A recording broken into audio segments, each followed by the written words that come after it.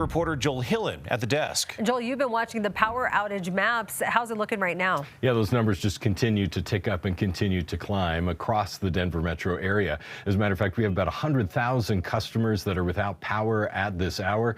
We've seen that number tick up slightly. A majority of those coming from Xcel Energy. And let's break that down for you. So we have 91,183 customers. Total number of outages, the old Colorado 303 there.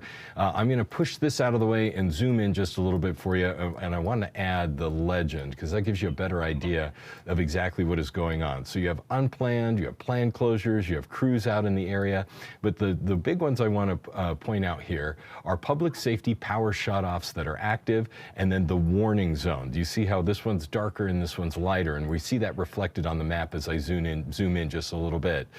All of these are unplanned power outages that are going on right now. These are all shut off due to safety, and that started about 5 o'clock this morning, although some of these areas had already been shut off on Wednesday and have not had power on. That's been about 10,000 customers that we've seen there. So this is the Xcel map. I want to show a couple other areas. Core Power Co-op.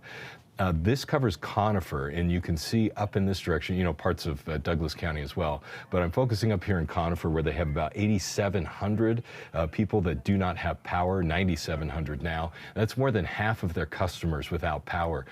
Take you up north. This is Poudre Valley. You can see several thousand customers. This includes, the areas outside of Fort Collins, up to the Wyoming border. And then you have, this is another one. So this is United Power. So we've got this cluster of outages right along the foothills, and then as you get to Frederick, Fort Lupton, Hudson, not too bad. Estes Park, this pink area here that you see is the planned power outage that they had. In the light blue area is where they've been able to restore power, but look at that, you get south of US 36 there, and power off to most of the customers along there.